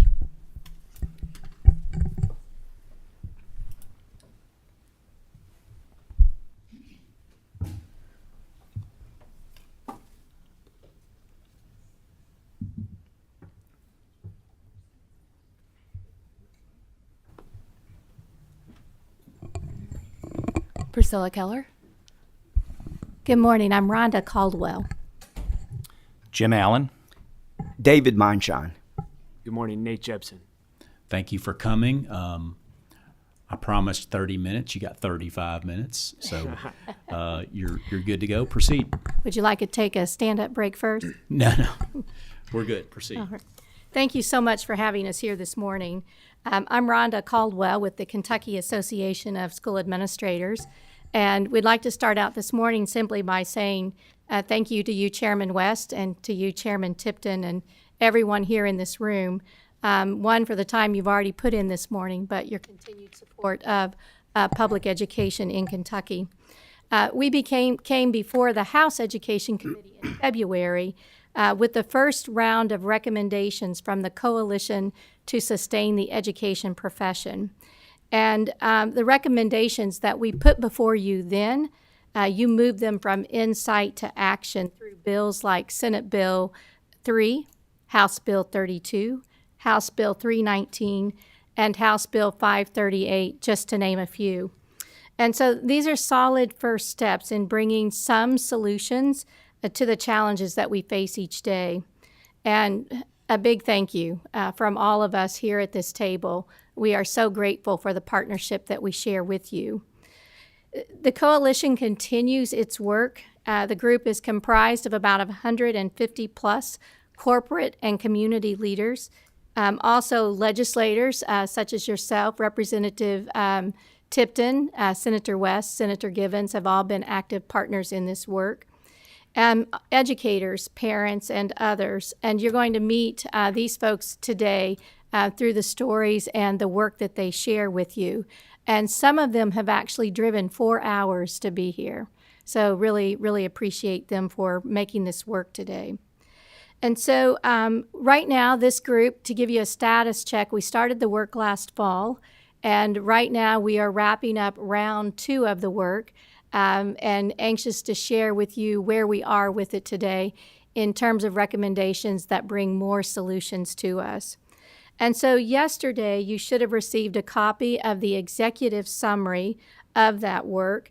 And it is a full report that is titled, looks like this, that is actually titled Public Education, Tomorrow's Economy Starts Here. The full report, what you have as a summary, will be released around August 1st to allow us more time to fully vet and fully explain all of the recommendations. As you can imagine, our deadline was June 30th to get all of the recommendations in.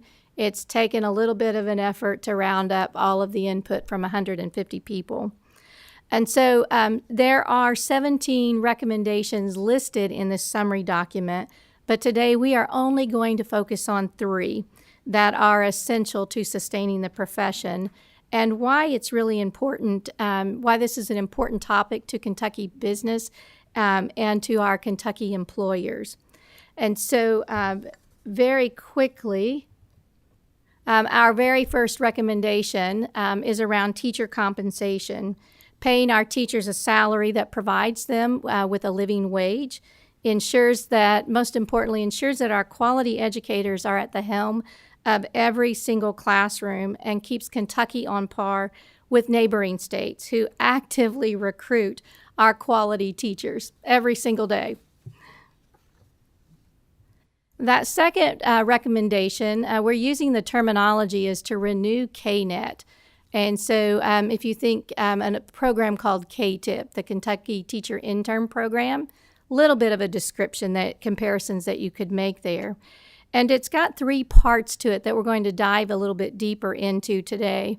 And one is to extend the Go Teach Kentucky program to every single school district, establishing a statewide mentoring program and a tenure review committee that really allows us to look at tenure as a reflective professional accomplishment and performance. And this particular recommendation really dovetails well with what we've just heard from Nelson County, from Greene County, and of course from our partner, Western Kentucky University. And the third recommendation that we're going to share with you today is around an educator stabilization fund. Not the fund necessarily, but what that fund can do specifically is to make sure that we are able to attract and retain our highest quality teachers in those low-performing schools and those critical need positions. That's what this one is all about. But before we get into the details, I would like to introduce Superintendent Chris Benzel of the Christian County Schools this morning through a 90-second video message that we've prepared for you. See if I can get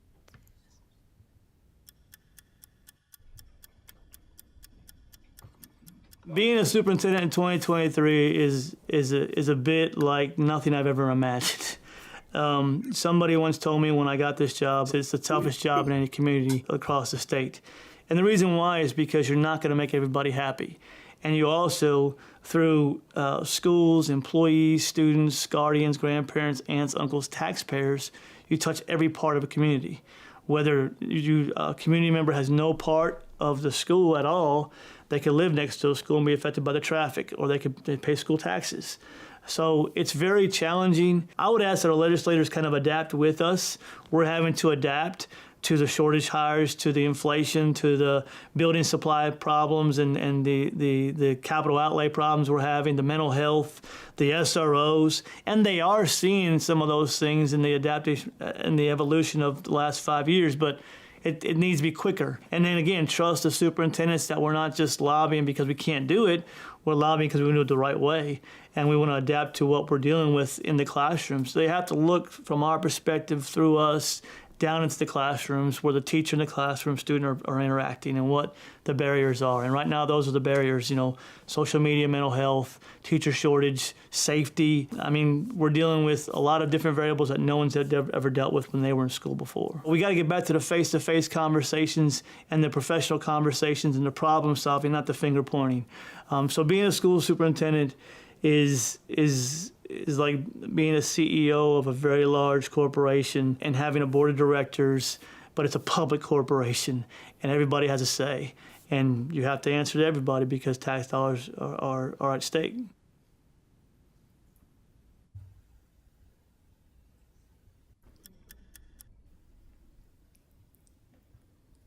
So this message from Superintendent Benzel brings a wonderful opportunity to, when you talk about it's a public corporation, it is my segue into the introduction of Mr. Jim Allen to my right here, who is the Vice Chairman of Baird Corporation.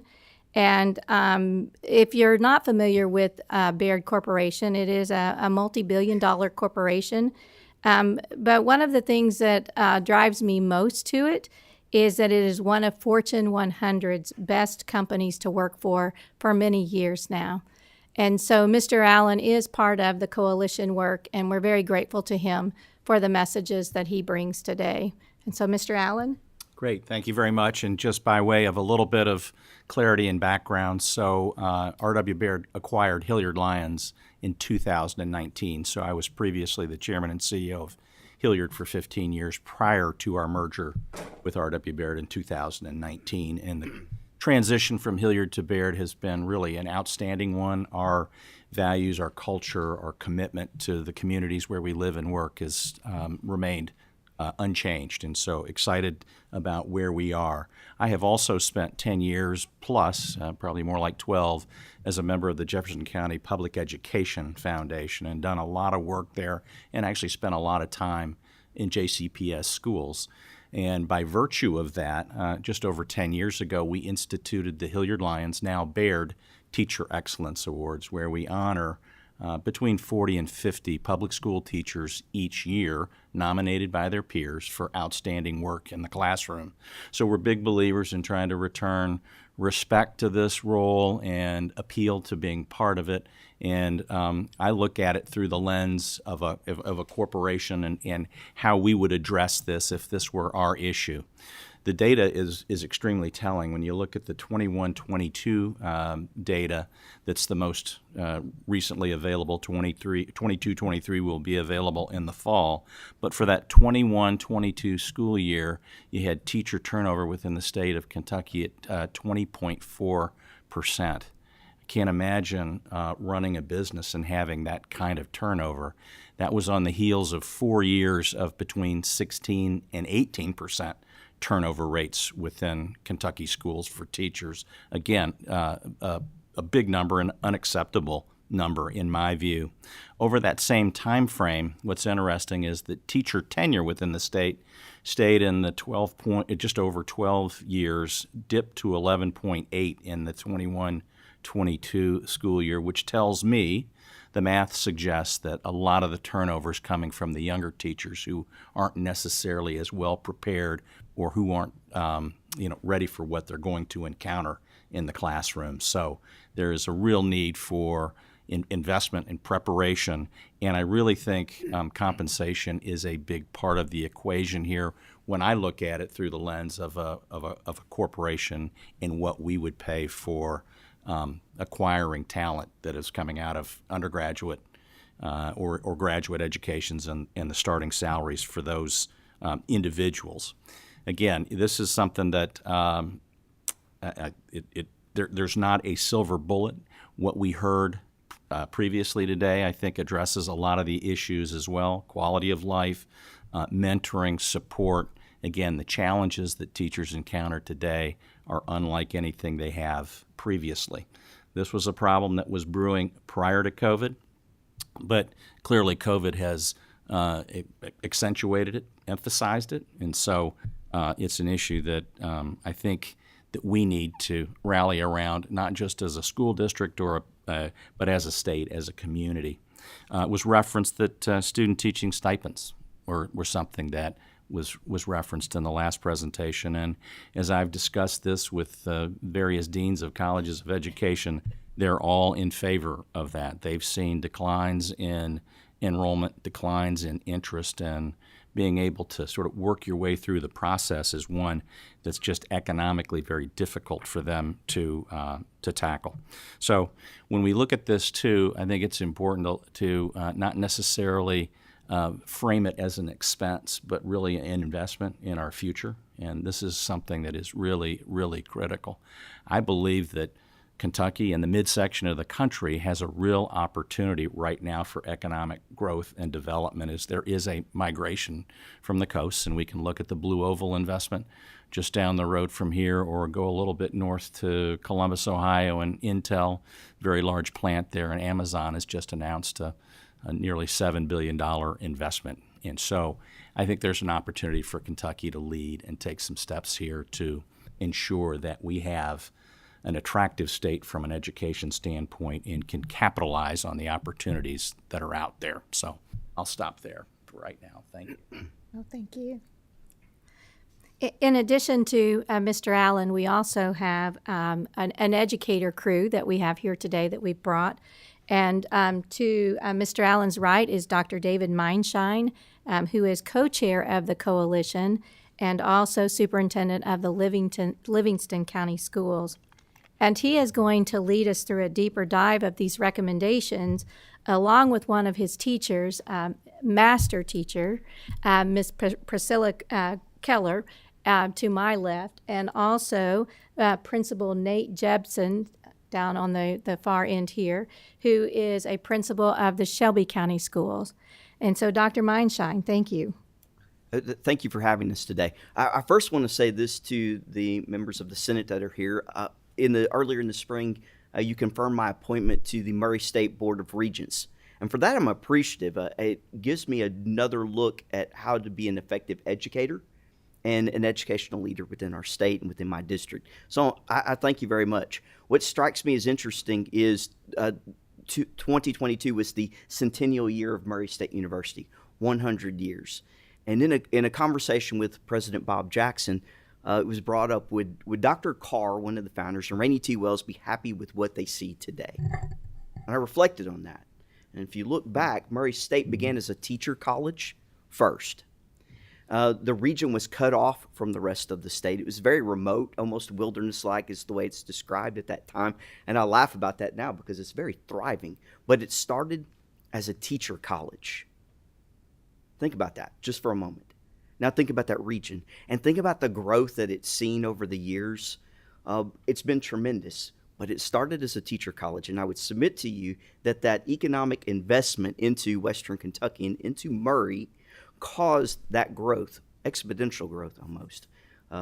So I just say that to say this is a wonderful topic to wrap our minds around. I'm excited to be here to share just a few things. You've heard many statistics. I'm going to keep mine to a minimum, but nationwide teacher preparation programs have seen enrollment declines of about 35% over the past 10-year period, and that exacerbates our turnover rate.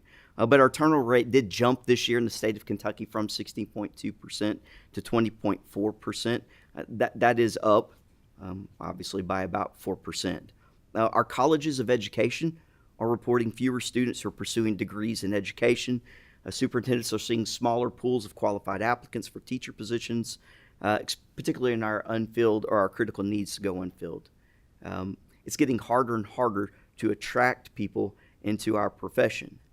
As you heard from Mr. Allen, the business community is also alarmed about the teacher shortage, and they're ready to go to work to resolve this problem. They know that our workforce and economy rely on us getting our hands around this. What's interesting is a lot of states are also tackling this issue at the same time. I don't think we're necessarily behind, but some of them are already addressing some of the major concerns that we're bringing today. For instance, the Arkansas governor, Sarah Sanders, has signed a bill into law setting her state's minimum teacher salary at $50,000 a year. In a few years, South Carolina and Tennessee will have increased their starting salaries to $50,000 a year. The average beginning teacher salary in Kentucky last year was $38,010. And you can imagine the impact when the states around us will have a $50,000 starting salary. It will make it even harder for us to retain our teachers. Other states are also proposing percentage increases or bonuses to attract and retain teachers. These states all recognize the perils of a teacher shortage, their economy, and future growth. Now, these states have taken some bold steps to address their shortages, and I think they'll find it much easier to grow their economies in the year ahead because of that investment. We must always keep in mind that while education is great for kids, it's essential for business. I say that I am economic development. I am the first line of defense for economic development, period. That is my role. It is my job as an educator and as a superintendent is to ensure that I'm producing a product that can walk into our workforce ready to go to work immediately or ready to go into post-secondary education, whether it be certificate, 2-year, or 4-year school. My students must have skills that are immediately transferable into the marketplace. I'm economic development. It's where it begins. And I have to have those great teachers, both in career and technical education. I'm not sure who asked that question or referenced career and tech teachers. Vital to what we do. You have in your folders a summary of 18 recommendations the coalition has made and believe that are necessary to sustain our profession. They'll be fleshed out in a more final data-driven format in the next few weeks. While the 150 members who've logged hours and hours on this believe each recommendation is essential, we need to focus on just a few. this will be a multi-year phased-in journey for us and for our legislative partners. And for that reason, we're asking, with only the first three for today's presentation, I'll be asking Mr. Jebsen and Ms. Keller and Mr. Allen to join in as I kind of go through those recommendations. Here's the first one. The first one, the coalition proposes the state adopt a statewide minimum salary schedule based on a beginning teacher salary of $45,000 funded by legislators at the start of the 24-25 school year. This is an effort we believe will help level the playing field between districts with wealth disparities and ensure teachers can earn a living wage. As we've stated before, higher minimum salary schedules being adopted by other southern states, particularly Tennessee, will further hamper our ability to recruit and retain those teachers if we do not keep pace. Mr. Allen? No, I totally agree. It makes sense, and I think this is something then that we can present and with pride that we've stepped up to do this, that we've placed a priority on education, and that we're willing to invest in it. And could you pull that microphone a little? Oh, that's right. Turned it off so that I wouldn't give him feedback. Sorry, excuse me.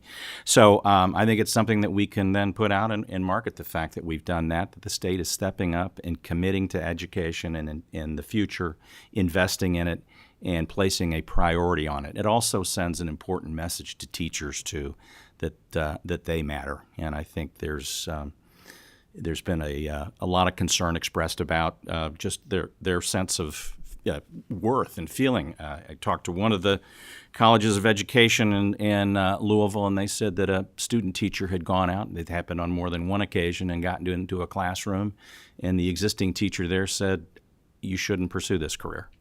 So it was that kind of a situation. So I think we really need to step up and provide support, not only financially, but in other ways as well, to put the prestige back in this position. So, thanks.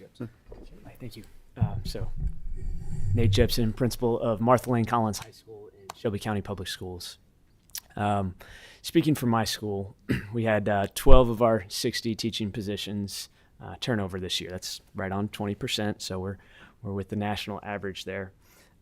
Interestingly, I didn't have the opportunity really to hire anybody even in their 20s. Just nobody coming out of a traditional prep program. Maybe I did have a social studies opening that had a couple of young candidates that had gone a traditional route, but we're getting several teachers from middle school that are interested in moving up to high school, that have never taught it before, but that we can get the certification. Some of them are doing an emergency certification year where they'll study. I've got one, say, example, is going to study physics this year. As she's teaching it on the fly, we can do an emergency route. Certainly that's not the best plan, but it's going to work. And this is a teacher that I'm confident is going to stick around for a few years and grow and develop. I didn't have any other applicants for that. We talked about chemistry earlier, a really neat presentation. I'm not sure when they were showing the careers that any of them said high school chemistry teacher. The pay is just so substantially different. I'll have two this year. One's coming up from a middle school position for chemistry. My other chemistry teacher, the day he applied last year, this will be his second year, he said, my full intention is to go to medical school. He's an alum from my school, great dynamic young guy, has a chemistry degree from Bellarmine.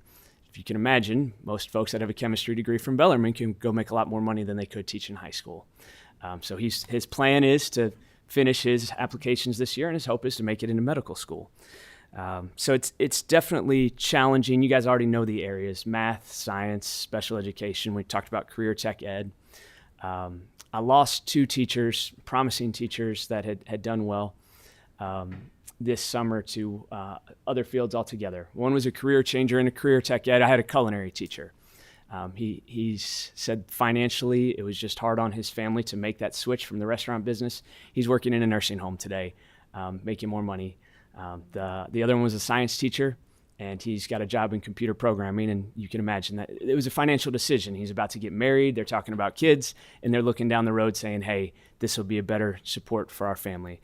No hard feelings, and this guy loves children. He's trying to work out a deal with his new boss to where he can have occasional time off to come substitute, to reconnect with kids and to be there. He's told me he's going to be out at the ball games, and that's good for our community. It's good to see that we've got people in tech jobs, but we need that science instruction.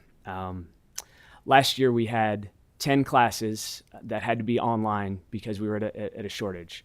Right now we're looking at 5 for math, but last year we had 5 math classes, 3 chemistry, and 2 physics.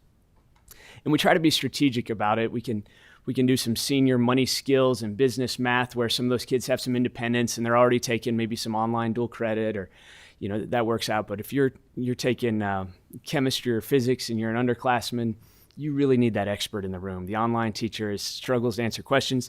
I had a guy who coaches soccer and his substitute taught for us. Great guy, but his background in those hard sciences just isn't there to be able to help. And we try to create systems to support kids, but ultimately having that expert in the room is so valuable.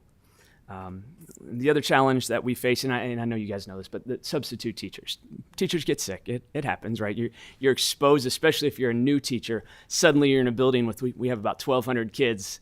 A lot of them have younger brothers and sisters, a lot of new germs for you. And teachers get sick.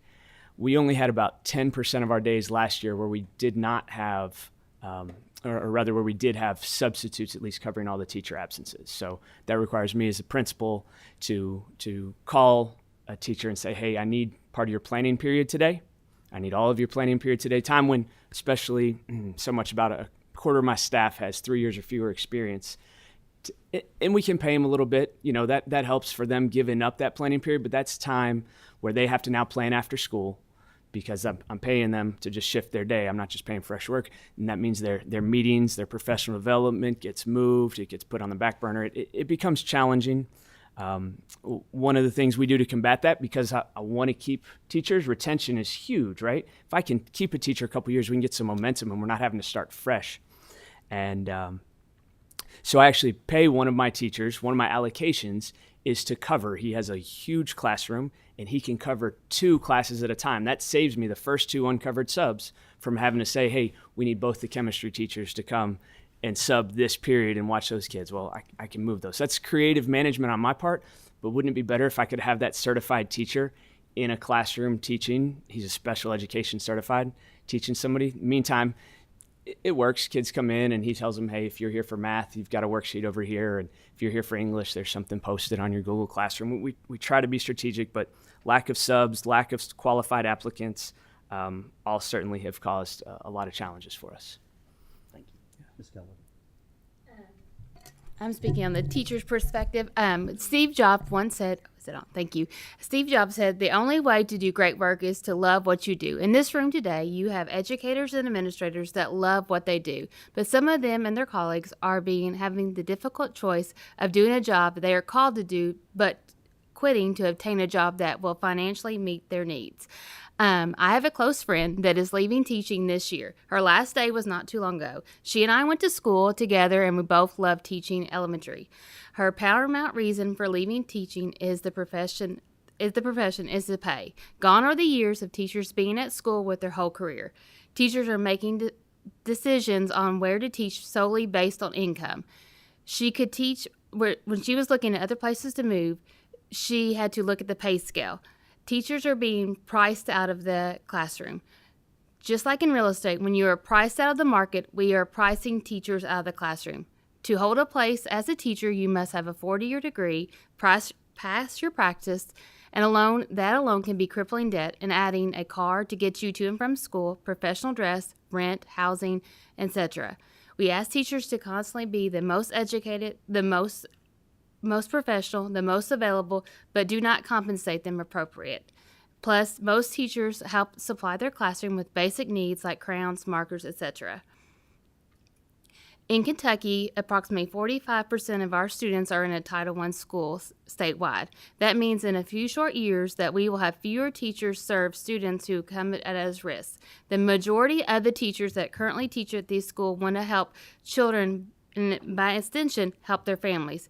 But they need to make sure their home fires are cared for first. I just want to leave you with a saying. It says that most teacher sayings are supposed to be cute and anecdotal. Like teachers are in it for the outcome, not the income. And a good teacher is like a candle. It consumes itself and lights the way for others. But just think about that for a moment. Think about that when others are saying teaching is a lost art. But regard for it is a lost tradition. When teachers are not able to make ends meet at a professional job with multiple degrees, we have lost regard and respect for teaching. The last saying I will lead you with is that you cannot pour from an empty cup. When you look at your day in life, we should have a work-life balance. That looks different from people, all different people, and time should be spent working, time spent with family and friends, and time spent resting. When most teachers have a long work day because they have to leave their job they're called to do a job they have to do afterwards. Before I go to the second bullet, I'm going to speak to Miss Keller, which is probably going to embarrass her. She's a quiet soul by nature, and I brought her for that reason too. She's a leader. She never asked me for more compensation, and she's followed me to the second district I've worked in. So I'm appreciative, Miss Keller. I hope you stay this year as well. National Board Certified Teacher, one of the President's finalists for three finalists 3 years ago for the President's Science and Math Educator Award. She's published. She serves on the EPSB board. These are in addition to her normal responsibilities. So you're hearing from someone who sets herself above. She's truly in the top 1% of teachers sitting in the state. She never grumbles. She never complains. She's a foundational teacher for me, who I consider a mentor in teaching as well. And I appreciate her. I just want you to know who she is, because she's not going to tell you. The second thing that we're proposing is to renew the Kentucky New Educator Program. Elements of KNET include extending the Go Teach Kentucky program to every school district, establishing a statewide teacher mentoring program to make sure new teachers have the proper support and induction to grow into quality teachers, and tenure review committees to establish standards and make achieving tenure a more meaningful experience. You're good? You want to speak? No. If I could jump, let me jump in just a second. We've got about 5 minutes left, so if you guys want to hit on some, I want to allow the opportunity for some questions. Nobody's signed up yet. I have one question. We do have a question, so I would just wrap it up in about a minute, and then we'll open it up for questions. Yes, sir, I can do that. And the third is proposing bonuses to attract teachers in low-performing schools and critical needs. The difficulty in staffing low-performing schools and critical need positions represents some of the weakest links in our education system. I'm going to say this. I've had the opportunity to work in an inner-city school in Georgia. That was a failing school. I've had the opportunity to come to Kentucky to work in a very small school district, very similar dynamics. The school wasn't performing where it should have been when I arrived. I was able to make a difference in those buildings because I was able to recruit and retain high-quality teachers. You said earlier there's not a silver bullet. I don't think there is for this solution, but there is a silver bullet to education. And that's high-quality teachers, period. Bar none, they're it. They'll shoulder on their shoulders and sometimes on their backs. We've got to recruit and retain the best. When Hunter Moore spoke earlier, I duly noted what he said about where we rank in the United States. Duly noted with science and math scores. But also duly noted for me was I was going through my brain how to recruit him to come teach in my district. That's who I need. I need him, people like him, people who are committed, intelligent, bright. That concludes all I have to say. Thank you. Thank you so much. Excellent presentation. Representative Wilner. Thank you, Mr. Chairman. I really just want to thank you for this presentation today. I especially want to thank you for including teacher voice. We get a lot of presentations where we really don't hear directly from teachers, and as the superintendent has said, that's the magic ingredient. That's really what's going to turn things around. So I really appreciate that. We've been hearing for a long time about how dire this situation is. I appreciate that you've come to us today with some very concrete recommendations. And I'm really just looking forward to working together in a bicameral, bipartisan way in this session to establish what you guys are recommending. Certainly a minimum teacher salary makes so much sense. Mr. Allen, thank you for bringing the business perspective to that. I really appreciate that. The work-life balance, I don't know how we fix that, but certainly paying people adequately is a good start for that. So I'm just really looking forward to the work ahead, and I think you guys have given us a great roadmap for what we need to do legislatively. So just want to thank you. Thank you. Representative Timoney. Thank you, Chairman. Very quickly, this was an excellent presentation. First, Dr. Mindshine. Mindshine. That was an excellent compliment for your teacher. That was awesome to hear. Like, that was inspirational. Thank you. It's leadership like that will secure school districts. So thank you for that. Name of the game, I'm a former teacher, former principal. Name of the game is the number of applicants for positions. It's not we have 2,100 openings. If we have 2,100 openings, we need 10,000 applicants in order to adequately, because the quality of the teacher in the classroom is the name of the game. It's the X factor. And I feel like your ask about the teacher pay was very reasonable. I've been monitoring the states around Kentucky, and I know co-chair Truitt behind me and I have had several conversations about starting pay and median level pay in some districts, and how Tennessee, that's a scary number of 50,000 because that's above the median level pay in most districts. So I feel like your presentation and your ask was very reasonable. Thank you. Yes, sir. Representative. Thank you for your presentation as well. I do have one question, though, about how you came to that number for your recommendation of 45,000. It seems that still puts us below all the other states in your presentation and well below all the other careers that are eating our lunch and taking folks out of the education sector. So how or why did you come to that as your recommendation? It seems to me it should be more. I really appreciate the question. I'm Dr. Rhonda Caldwell, the Executive Director at KASA. And as we shared earlier, there are 150 folks that work on this, representing all facets of our society today. And that number, how do you grab a hold of numbers when we know that the lowest paid in the state of Kentucky is sitting at $34,000? And we also know that we have 24-year-olds, we all have examples in our lives today, who have just taken that job for $70,000, mediocre grades at best, if you're in my family possibly. And I have a career trajectory now that is ahead of me it's very well defined in terms of where I've headed on income. But we also know that we have school districts in Kentucky that I can work for 30 years as a master teacher and never achieve $70,000 for my income.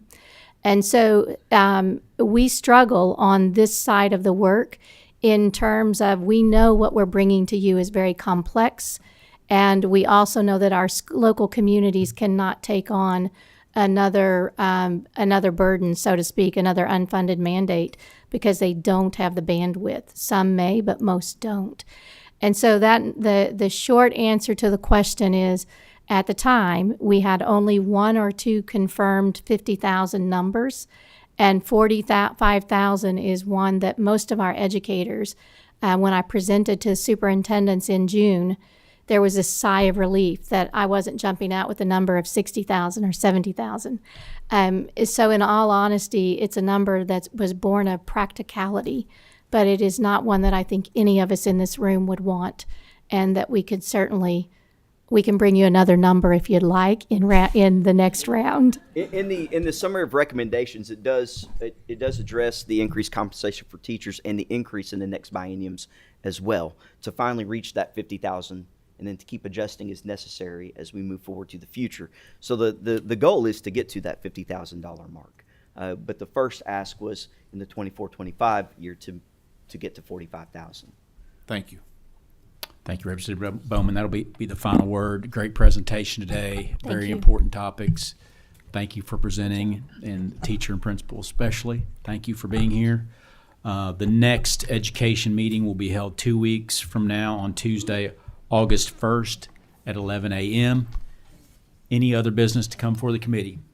Seeing none, this meeting is adjourned.